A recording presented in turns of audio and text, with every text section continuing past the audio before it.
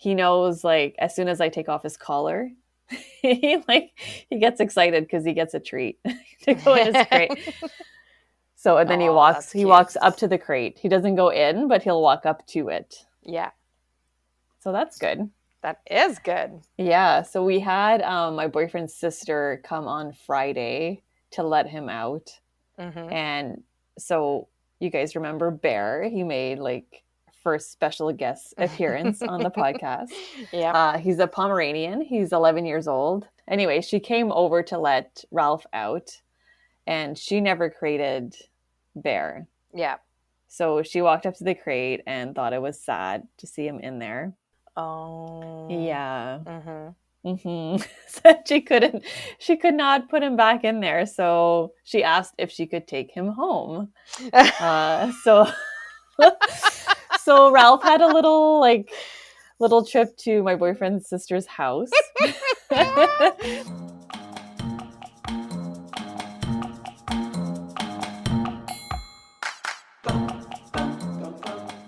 Hello, and welcome to Let's Boop Snoots. Boop. Boop. Today we're going to talk about Ralph. Surprise! We're going to talk about Vero's Pobe. It's going to be a common topic. He is going to be a common topic. And then after that, we are going to discuss dog events, the various dog events that are out there. Yes, that hopefully we'll be able to maybe attend. Yeah. If COVID can go away. Question mark. Yeah. Big question mark. We'll have to see. So, how's it going with Ralpho? It's going well. He has doubled in size in the last 3 weeks. Yeah, he's growing. I know, when they get so big so fast. I know. Like, I pick him up now and he's heavy. Yeah. Yeah. I wonder if it's the same for like small dog people, because I find like big dogs grow like so fast, right? Like you can like from like week 8 when you get them to like when they're like 3 months, they're already like 3 times their size. Yeah. So he's like, I got him at 7.5 weeks and now he's 10.5 weeks and he's doubled in size. Yeah, that's crazy. I don't know how much he weighs yet, but yeah. My puppy is growing and his face is changing. Yeah. And he has like funny fur on his tail. Like some of it's like, it looks like it's adult fur at the midpoint. Yeah. It's funny. Super cute. How's the training going? Very cute. The training is going well. I felt like I had a bit of a stall in the training because he was having diarrhea and I didn't know like what was going on. So as you might already know, I'm feeding him raw. So when I got him, the first week that I got him, I still fed him kibble for the first few days because I didn't want to change everything all at once. You know, like getting into a new house, new family. He's alone, no more siblings, mom, dad. So I didn't want to change his food also. And then I switched him to raw. So I started with a chicken blend because it's the easiest protein to digest. And it was going really well until I woke up one morning. And I might have said this on the previous episode, but woke up one morning and he had little bones like all over his crate. So little chicken bones. And I kind of freaked out a little bit because I was like, what, like, is this dangerous? Is this normal? Yeah. And you can see that the bones like went through his system. Like they went through his stomach and then came back up because they looked like they were cooked, but they weren't. Yeah. So I kept feeding him that. And then he kept puking the little bones up. And then he started having diarrhea when I kind of started to transition him to pork. So I called the place where I get his food and she said maybe he needs some probiotics and some digestive enzymes. So I brought it back to the chicken blend, started doing the probiotics and the enzymes, and everything is fine now. Like he hasn't, like his diarrhea stopped, no more puking bones, which is good. Maybe he needed a little extra enzymes to process them. I find this happens like with a lot of people in the beginning with their dogs and the food. I mean, some people bring home their puppy and it's like they transition from whatever food the breeder or previous owner was having it, and they slowly transition to their own, or they make, and whenever you transition anything with pets, you can expect there to be hiccups and not so great things like diarrhea or vomiting and that Yeah. type of stuff. So especially obviously when dealing with food as Yes. So well. at some point, I did have like a mini meltdown because at some point I was like, am I hurting him? Yeah. Like with this raw food. Mm-hmm. And I was like, do I go back to kibble? And then I was going back to work soon. So I was like, oh, he's going to be sick in his crate and he's going to be in it. Like we Yeah. have somebody coming to let him out, but still, even if Yeah. he's in it for like half an hour, Yeah. like I just didn't want that. Mm-hmm. He did stop having diarrhea. So that's good on the chicken blend. Yes. So yeah, so that's going well. I'm now transitioning him again to pork. Mm-hmm. And it's going well. So, but he's had like a couple of bouts of diarrhea. So I think it's actually the treats that I was giving him. Mm-hmm. So today I made some dehydrated chicken treats in my dehydrator. Mm-hmm. So we'll see how that goes. But so far so good. Yeah. That's good. And the other thing that I was doing was giving him pumpkin because that's supposed to help with the diarrhea. Yeah. Actually, he was having like really, really hard stools. He looked like he was straining. Mm-hmm. So I gave him pumpkin. And I think I gave him too much pumpkin, which might have also caused the diarrhea. So I was just like, what? It's so hard because there's so many like suggestions, right? Like, and it's like, give him this and give him this and give him this. And then you're just like, hey, is all the change like causing this? Yeah. Like, but then you can't give too much of it because then it does this. And yes, exactly. And like I went to bed one day and I Googled like pumpkin puree dogs. And it's like, it can be toxic if you give too much. And I was like, oh my God, what am I doing? Give it to them when their tummy's upset. Don't give too much. It's going to kill them. Like there's like so much. The internet is such a great, but at the same time, confusing place. Yeah. Yeah. But now it's going well. Mm-hmm. So yay, raw food. Yeah. He's doing well on the pork. It's been a couple of days now. I did try to give him, it was like another chicken blend with some pork, but also some beef tripe. So I don't know if that did not agree with him, like the beef tripe. See, anyways, I don't know, but when so like many, I spoke to, I know like little things because I've heard like amazing things about tripe. Yeah, it's like entrails and extra vitamins and stuff like that in there for them. But same thing when I tried giving it to Gibbs, like after his pancreatitis. I'm wondering if it was a bit too rich for him.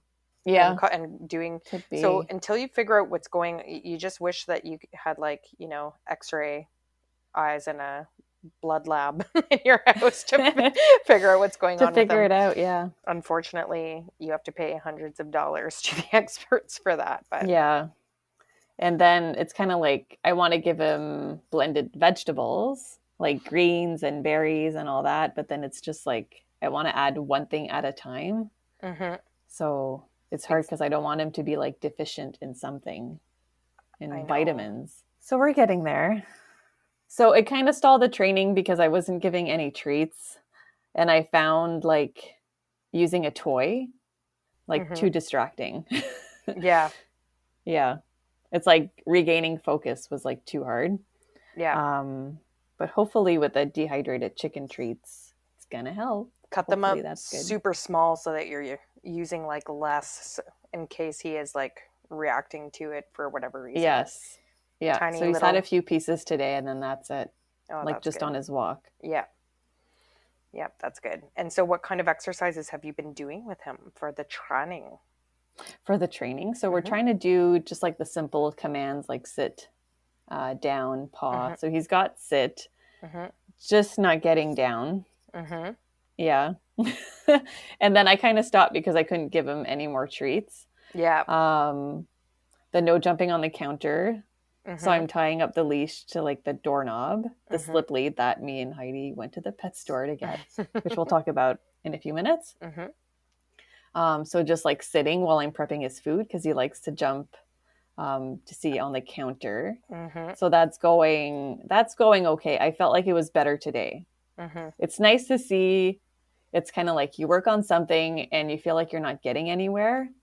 And then all of a sudden it's like, okay, today's like a lot better. So maybe it's like he's actually catching on. Yeah. So there's that. And then the jumping on the coffee table. Mm-hmm. That's a hard one. There's one day where he did not touch the coffee table, and I was like, oh, maybe he's getting it. No. No. No. He spilled 2 glasses of water yesterday. Oh, Ralph. Yeah. Well, at least it's water and not like red wine all over your like white carpets or something like that. And sometimes he'll like run to gain like momentum, and he jumps onto the coffee table. Oh, like at a running pace? That is hilarious. Yeah. Like he's just Superman's on it, like all fours. Yep. And it's a low coffee table, so it's hard because he can just sit there and put his like head on it, like rest his chin on it. Yeah. So what I'm doing is I'm making him sit, and then I'm putting a treat on the table, and I'm saying leave it, and then I take it and I give it to him. And then I try to like increase duration. Yeah.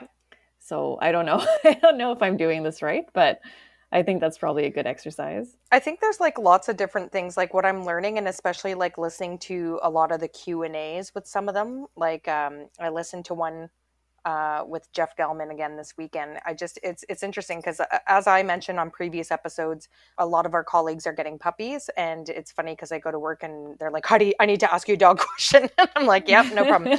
So one of my colleagues said they're very active people, and they plan on taking their dog out wherever they go, and they go like biking, and they go running, and they go like every sport there is out there. But right now, especially like with being inside the city, like people drive out to go to these parks or places to do these things. So what she was telling me is, and even just to take her dog to the pet store, she said her dog comes in, he sits in the car totally fine, everything's going fine. The second the car starts to move, he pees instantly. Every single time. Pees every single time. So I was like, do you take him for a walk and make sure his bladder's nice and empty? She's like, yep. And I was like, okay. So I'm like, does he know how to sit and stay? And she's like, oh, no, we're kind of working on it. Like, sit, but he doesn't know stay. So I told her to, like you, get a slip lead, put the leash onto the doorknob and walk away. And like first say sit, and then say stay, and start taking steps back. And as the dog moves forward to you, you say, no, sit. But eventually they get to the end of their leash, and they're tethered by the other end being on the doorknob, and it forces them into a sit, because once they hit the end of the leash, like the leash is then pulling, the slip lead is pulling them right in that communication area, which is like up close to the ears, not around the throat. And it forces them into a sit, and then you make them sit there, and you, as you back away, and then you go, when they sit there and hold it, like even though the doorknob's forcing them to, you say good, and then you like reward them, and then you start doing that more and more often, and walking further away and leaving the room. Like I have videos of me backing right out of the room, saying good, because I can hear that he hasn't moved, and coming back out, and he's just sitting there waiting to get his treat. And then eventually you take the leash off, and you work your way up from there.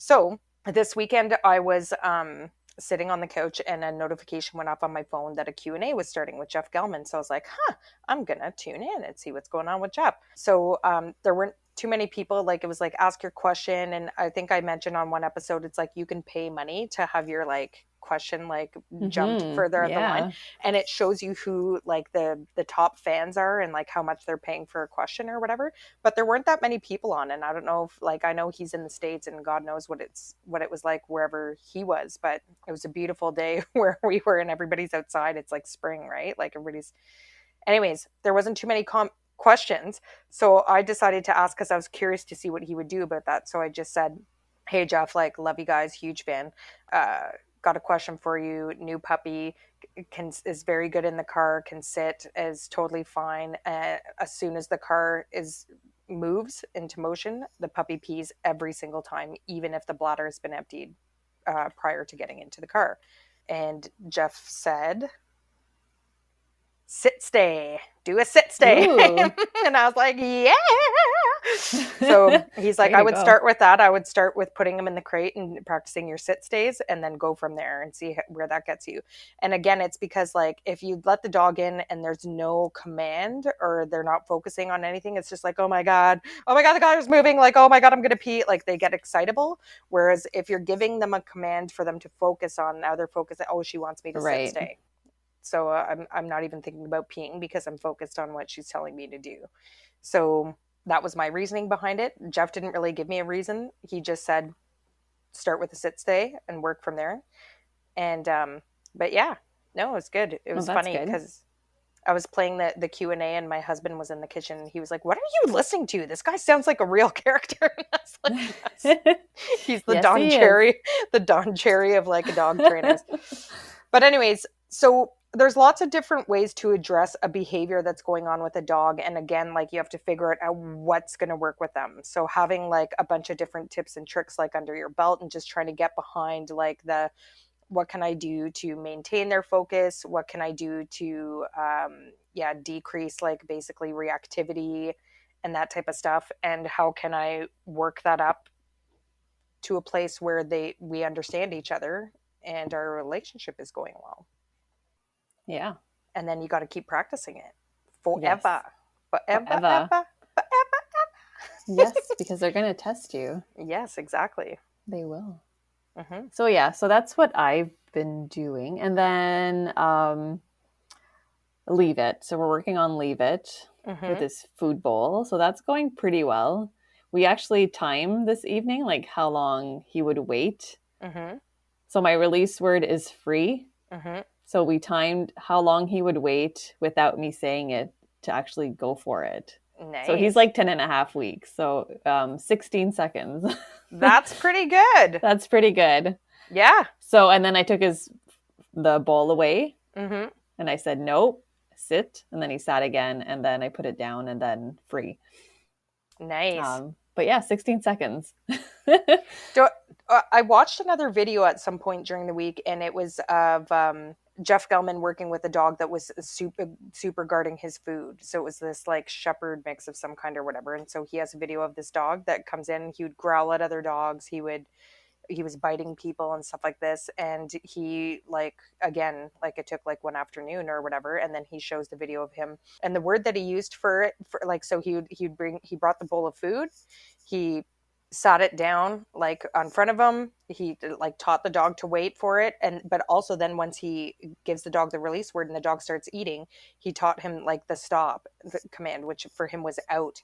So it was like out, and teaching the dog to stop eating.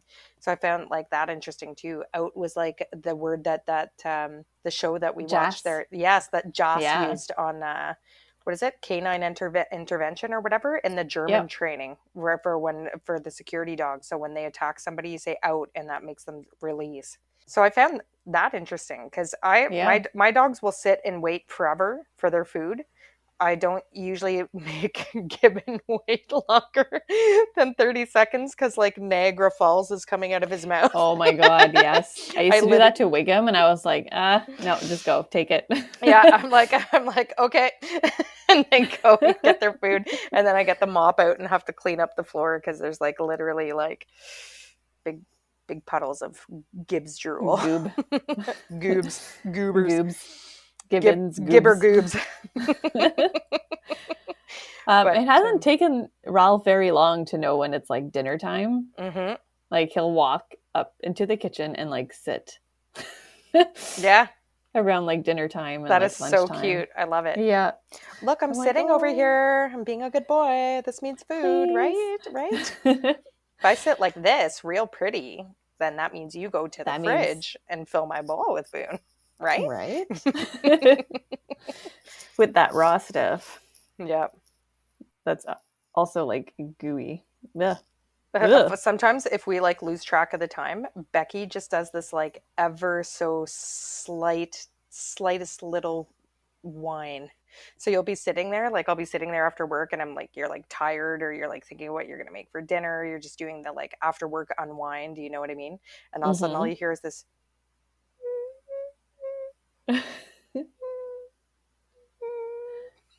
I'm like, what the hell is that? That's like all she does, and you're just like, Becky, no, like, and she always whines like early. Like we feed them at like 5 or after 5, and at 4:30 sometimes she'll start the dinner whines. Oh my God. Wiggum would just like, as soon as you would move like a millimeter, he'd get up, be like, like, is it dinner time? It's like you were watching TV or something, and then you would like, your legs were crossed, and you would uncross your leg or cross the other leg or whatever, and then he'd get up, or you'd move your arm, and he'd be like, like he'd be up, like, is it dinner time? Like he lived to eat. That is hilarious. We have like the whole Google Home set up like in our house, so like there's like little Google Minis in our kids' rooms and in the basement and stuff, so that we're not like constantly like yelling throughout the house like dinner and like feed the dogs and like all this stuff. And I have to be careful here because Gibbs is sleeping right next to me, but like he's even learned, like, so I started saying whenever I'd broadcast to my son, because it's his job to feed the dog at dinner time. So I started saying like I would say, hey Ronan, it's time to, and I started saying F the D's, but he recognizes even that now. So he must be fast asleep because he hasn't lifted his head or anything. Oh. But even that he recognizes. So as soon as I say that, like he runs to the stairs to like, and he's sitting there waiting for Ronan to make an appearance, because like he's just like, you think if I yell it in the microphone he'll hear me? Feed the dogs. Nope, still sleeping. He must be in the REM phase of sleeping. Of sleepies. But yeah, it's funny. Their little habits, their little weird habits. Yeah, they catch on to like little things. Mm-hmm. What else? Oh yeah, we went on our first like structured walk today. Mm-hmm. And that went okay. Yeah. I feel like I'm having trouble fitting the slip lead like correctly. Yes. Like it slips down and it's hard to like keep it in the right spot. That's why like there's different ones out there, and Vero and I went to look at one because they make them in different thicknesses and in different like out of different materials. So there's like a metal one that you see them using like in like the National Dog Show, like Best in Show. It's like a metal slip lead, so like it's on one, so when they pull, it's like it slides down and is tightening like around their neck, like kind of like a noose. Whereas the cloth ones, you can fit it snugly around where you want it to, but again, sometimes it slides back and now it starts drifting down their neck, and now you're pulling on their throat, especially if you're trying to do specific things like a walk, like you said. Yeah, so he's actually not bad on the walk. He's distracted by like leaves and sticks and everybody that walks by. And then he doesn't pull too much. Like he does pull, but he doesn't pull too much. But he swerves like in front of you. Yeah. Like you have to be careful because you're gonna like he can trip easily. So I'm trying to keep him on my left side. So that went all right. And it's good to start like the habits and definitely have him focused on you, but he is still pretty young for like to really excel at the structured walk. So like the fact that like, yeah, he is looking at leaves, and that's like a bit of socialization too, right? Like you're getting used to the different sounds. Well, that's the thing. Like you want him to explore a little bit too. Yes. Yeah, for sure. Did you take him to the park and have him like jump all over things and like my boyfriend did. Oh, nice. I haven't yet. Okay. But we'll have to. Oh, yes. That's good. What else? Crate training is going well. I think I mentioned on previous episode, the first night was just heart-wrenching. So whining. So the first, like we went to bed and then he whined for about 45 minutes. And like whine, and it was almost like a howl. And I'm just like in bed, just like with like the covers up to my chin, and just be like, oh my God, oh my God, oh my God. And then he stopped, and then we got up around 2 a.m. to let him out, and he whined again for about 20 minutes. The next night, he was doing it again. So I used the metal bowl trick. So I got up, I went up to his crate, and I said no, and then I smash the bowl, like not too hard, but hard enough, yeah, onto his crate. And then he stopped. And then I did that a couple of times, and we've been good since. Good. Yeah. That's so good. So that's going well. And he knows, like, as soon as I take off his collar, he gets excited because he gets a treat to go in his crate. So, and then he walks up to the crate. He doesn't go in, but he'll walk up to it. Yeah. So that's good. That is good. Yeah. So we had my boyfriend's sister come on Friday to let him out. And so you guys remember Bear? He made like first special guest appearance on the podcast. Yeah. He's a Pomeranian. He's 11 years old. He does not let Ralph go close to him. He growls at him.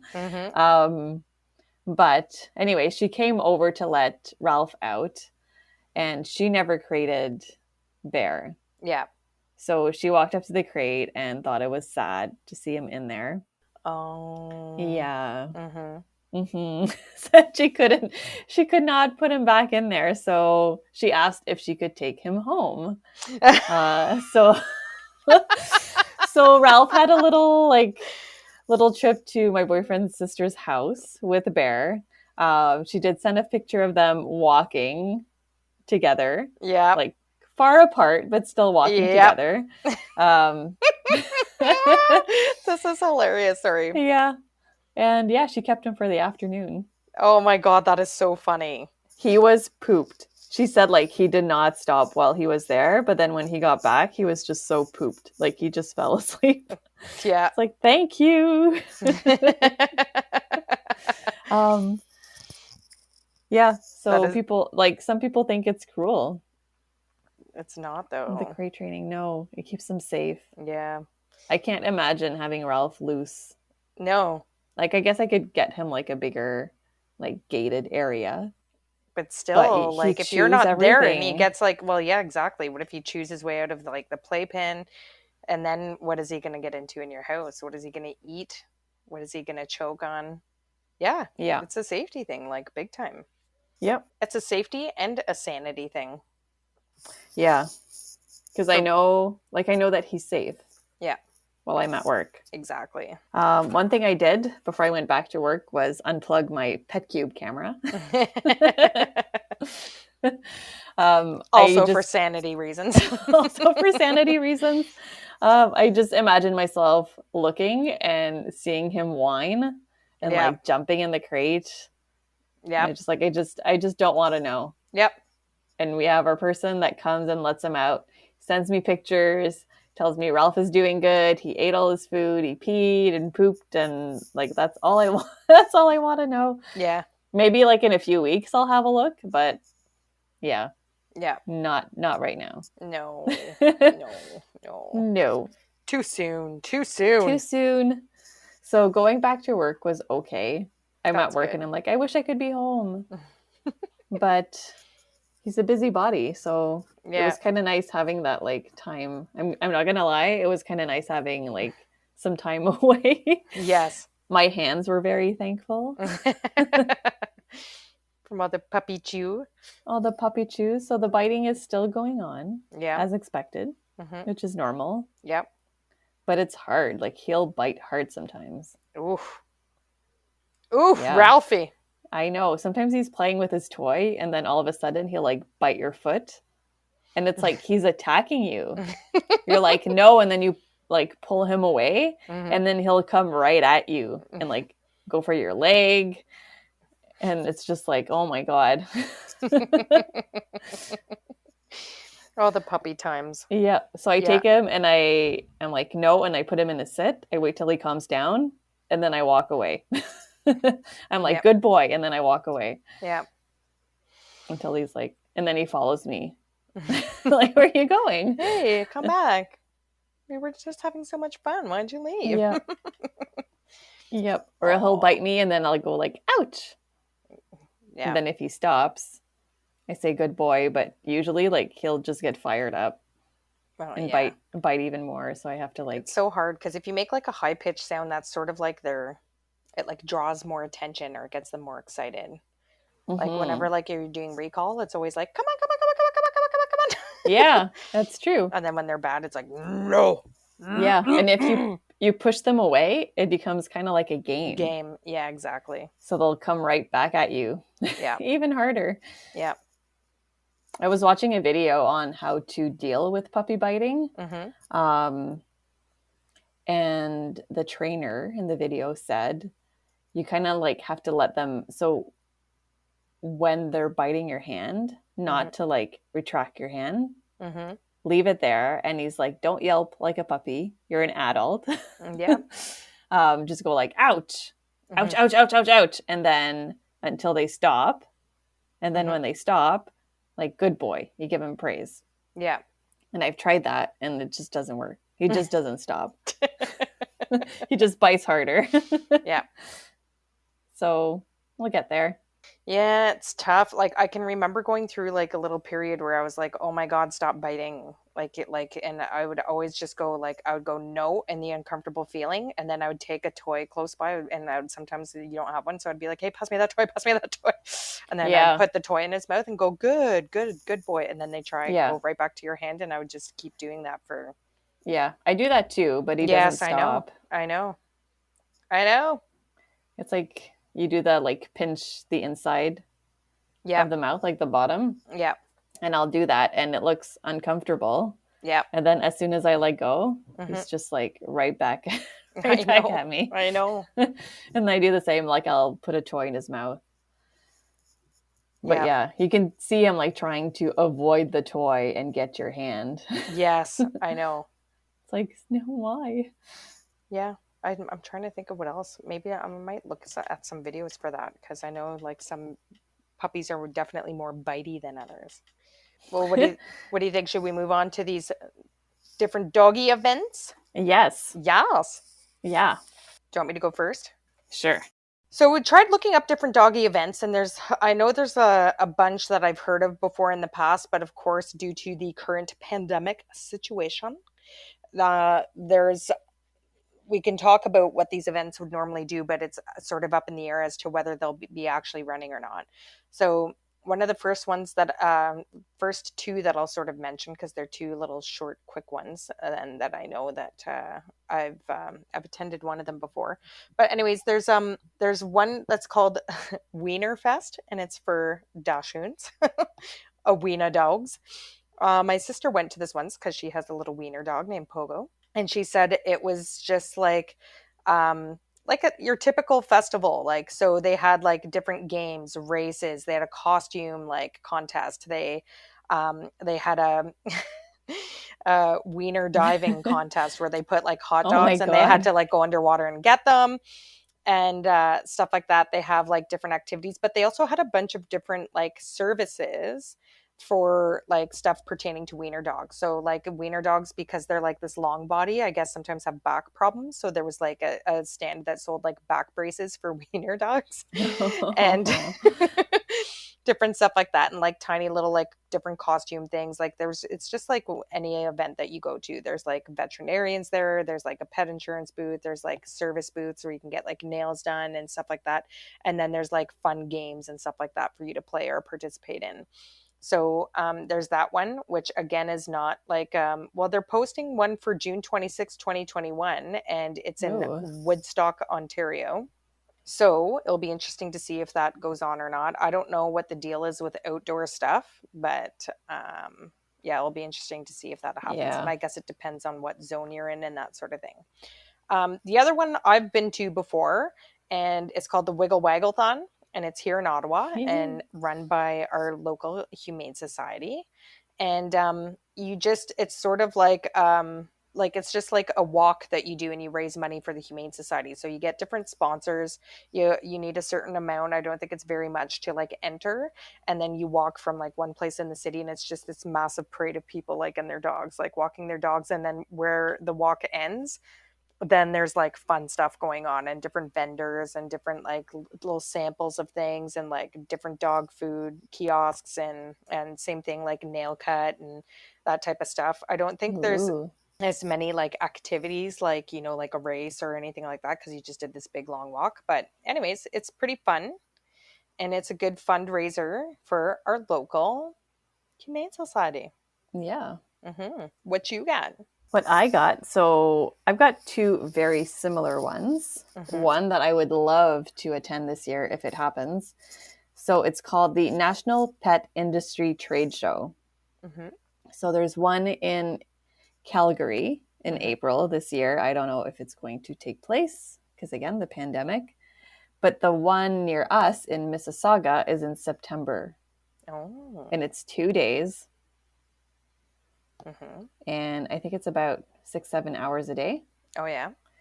So they have 500 plus exhibitors. Oh. And they usually expect 20 to 50,000 people. Holy crap. I know. That sounds like a COVID no-go. I know. It's a COVID no-go. Yeah. Maybe next year. Yeah. Because I looked on their website and I was wondering like how much this is to get in, and I cannot find it.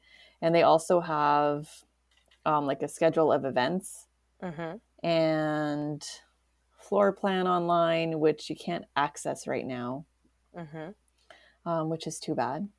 I know. So they have a lot of people that we've talked about on the show that are going to be there. For example, Adored Beast. Noise. Mutlux. Canada Pooch. Yes. Chili Dogs. Chili Dogs. And then there's like also food. So Big Country Raw is there. Carnivore is there. There's also like grooming products. So Earth Bath is going to be there, and supplements, 4-leaf Rover. So that's like just like a handful of them, but it seems very interesting. It would be awesome to go. I know. I can't wait till we can go to events again. I know. I'm sure everybody's feeling that way. Yes, I know. Yes. It would be fun to go and see and talk to these people. Boop Snoots, you know what I mean? I know. I want to go boop some snoots. I want to go boop some snoots. And the other one, the name is very similar. So it's the National Pet Industry Show. So it's pretty much the same thing. It's just smaller.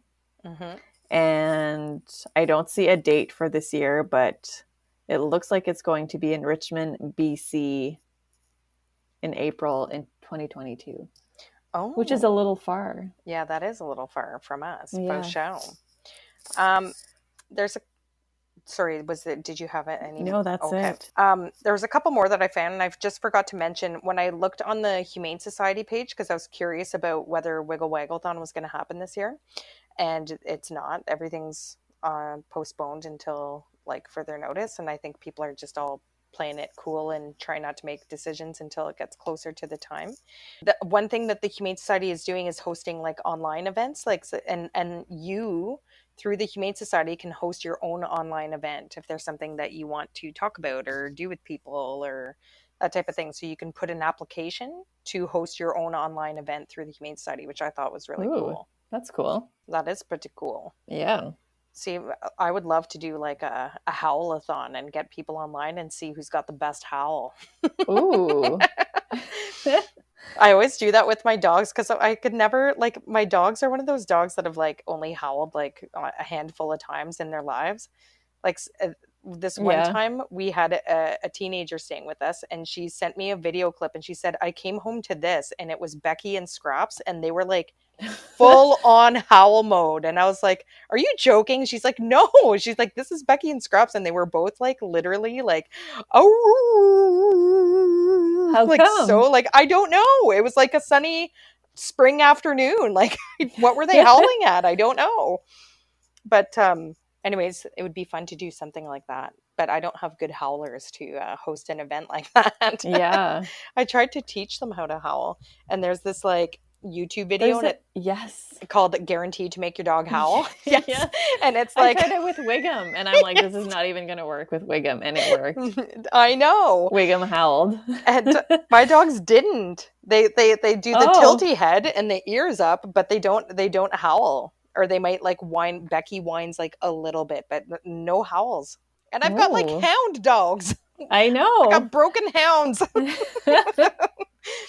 But anyways, moving on from that, there was a couple of other events that I found. There was one that's called Woofstock. And it's North America's largest festival for dogs. And they have a date listed here, but it's in the Toronto area. And it's June 5th and 6th of 2021 on a Saturday and Sunday. I don't think those are going to happen. I don't think so either. But it's an annual canine mass cultural event drawing tens of thousands of dogs, faithful humans, and exhibitors from across Canada and the US to Toronto's beaches. That's funny. They should have like spelled it like bitches to Toronto's beaches. Anyways, it said it is without question North America's largest festival for dogs. So that would have been cool. They started having it like in the sort of distillery district of Toronto, and then they looked for greener spaces. They said like literal greener spaces, and then found this place just outside of Toronto. But what's cool about this website is that like even when you go through it, it tells you like where you can book to stay, like at dog friendly places, like close by and everything like that. So that one looks cool. I wonder if it's like expensive though. And I didn't find anything on there because again, like maybe they posted that, but they know that it's like likely not going to happen. Who knows? Probably. I also went to the CKC site to see what kind of stuff that they've got. And they've got like a whole bunch of like different events like that you can post like by breed and by like different stuff that goes on. And I learned what conformation means. Ooh, so like they show have dogs, right? Yeah, it is. It's like, so it's basically looking for like the characteristics in your breed and what they were bred to do as a job. So, and I'll talk a little bit more about that in a second when I talk to one of the other ones. But anyways, again, they have nothing listed because I'm guessing because of the codes. Yeah.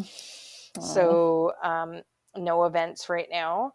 And then the last one I decided to look up for because I enjoy watching it. And there's even like a movie about it, but it's the National Dog Show. And that's a cool website to watch because it's like a televised show, right? It's like put on by NBC, which is like a huge like television like carrier in the States. And it's always put on by the Kennel Club of Philadelphia.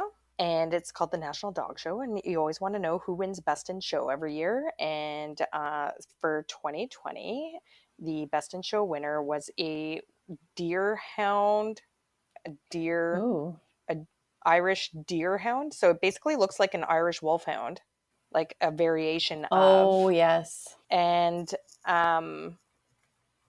I'm trying to find it in here again. But anyways, it's a fun show to watch, and it's going to be on in the fall. And they carried on because again, it's not like it's just like the sports and stuff right now. Like there's nobody in the stands. It's just the people who are competing, and they're all like on that huge. It's in an arena, so there's plenty of space between them as they go through like the different groupings. So like they do like toy breeds, and they do the hunting breeds, and they do the like the variants in different kinds. So of course I went. So when you look, they have all the different breeds listed that are competing, and then when you click on them, it shows you a clip from last year's show and that dog. Ooh, okay. And how they performed. So it's interesting because, and then they tell you what the breed is, like where they were originally bred and what they were originally bred for. So of course I'm sure you can guess which one I clicked on. The Weimaraner. And you should have seen this beefcake, man. Like I thought Gibbon was muscly. Oh my God, he is such a muscle man. And it said that they were originally bred to take down bears. Really? Bears. Now I'm a little less nervous letting Gibbs loose around the cottage and during bear season. You could take him out. That's what it was bred to do. Oh, that's cool. Isn't that crazy? Anyways, bears. So a fun site to play around on in general, but also the show will go on this fall, so you can watch on TV.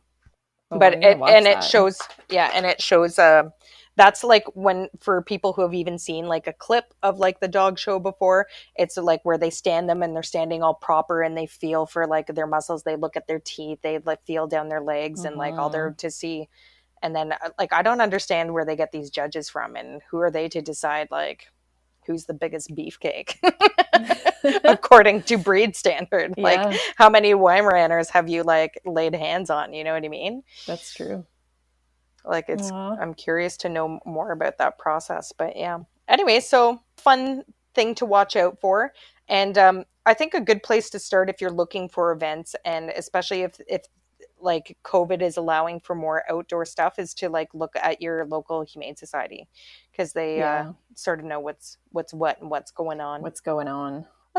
And then again, if there's nothing outside or whatever, there's maybe online events happening too. I know there's tons of online events happening in all different areas of professions and areas of interest and stuff like that. So there's a ton of online content. And again, like, even if you're bored or you got a new puppy or you got some questions about stuff, I'll say this again and again, I learned the most from the Q&As from the pros. Yeah. Yep. Even though they're pretty good. Even though Jeff Gelman's a Don Cherry, he still knows what he's talking about and has got the videos to prove it. Like, he's got me. And Evan Doggett as well. He has some helpful videos and stuff like that, and also some Q&As. But yeah, no, it's just fun to watch a bunch of different ones and see if you're right. I can't wait for Ralph to be able to play with other dogs. I know. It's so entertaining watching dogs play. I know. Hey, Goobs. He woke There's up. So many dogs that he meets on like walks, and I'm like, no, sorry. Yeah, I know. And he just wants to go see them. I know. Everybody knows Ralph now around the block. Oh, I love it. They're like, oh, this is Ralph. Oh my God. So funny. So just to touch back on like training and stuff, like we said in the beginning, and practicing and stuff. So this was a very beautiful weekend in our city. It's like one of the first warmer weekends. It was like in the plus numbers since a very long time ago. Double digits. Everybody's out and walking around. And so my husband made the suggestion to walk up to the pharmacy at the mall that's sort of like, I don't know, I want to say like 2-3 kilometers away from our house. So we decided to go on a walk, and it's close by to the school where my son goes, and my son walks along the train tracks, but it's the CN rail, so it's not used as much. Anyways, so everybody walks along the train tracks to cut into like different neighborhoods and stuff like this. So Maddox wanted to show us the way he walks to and from school. So we decided to take the train tracks, and we're walking down, and there was like several families that we came across on the train tracks, and one with a little chocolate lab puppy.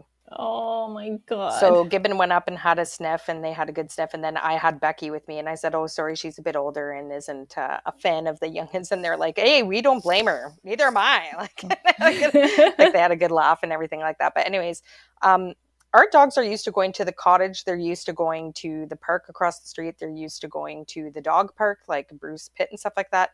I don't usually take them into like busy areas or down busy roads and stuff like that. So here we went on a structured walk, right? And that's the other thing too, is that we don't normally keep them on leash for very long, no matter where we're going. And they did so extremely well, and I was so happy. And so I posted a photo of Gibbs, because I had them sit on this like concrete sort of thing outside of the mall. And Gibbs just sat there and was extremely focused. And it was so funny because this kid biked by, and he came up and he said, what are your dogs waiting for? And I said, oh, I'm just waiting for my husband and my boys. They're just in the mall. And he was like, they look excited. And I was like, oh yeah. And he just like sort of biked away. But they did extremely well. And then one thing that made me laugh is that Becky did quite a bit of her training with our good friend Michelle and Nikita, her dog. And Nikita lives in like downtown Ottawa, so is used to all the noises and stuff like that. But the one thing that for whatever reason freaks Nikita out real bad is skateboards. So here my dogs are sitting like total professionals, making me look like a rock star outside of the mall, the local mall.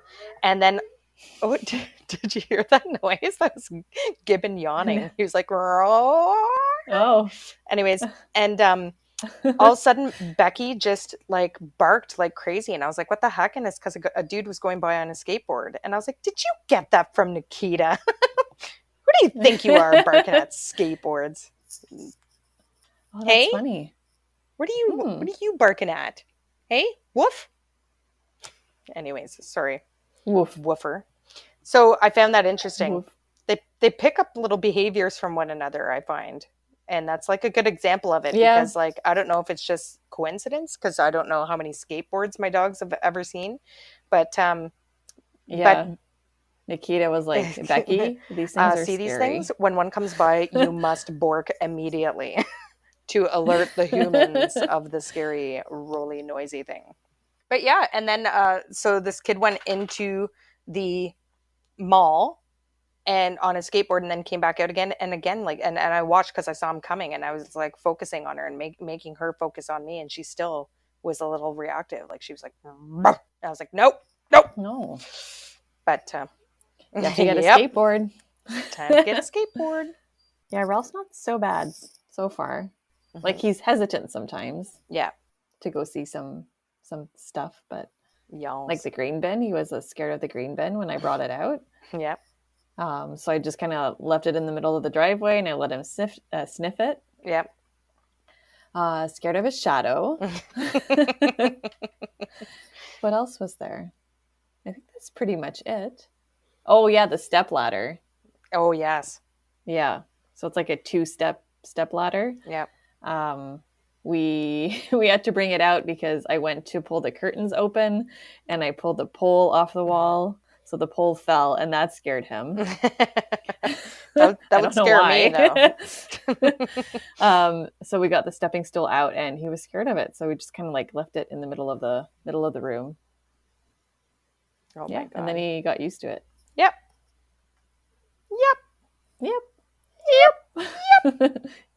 Social. I don't think I can go any higher. Oh boy. Looks like we've come to the end of the episode. Is Gibbon like, what's that noise? He's like, what the heck are you doing? Anyways, well, I think that's a wrap. That's a wrap. See you next time on Let's Boop Snoots. Bye-bye.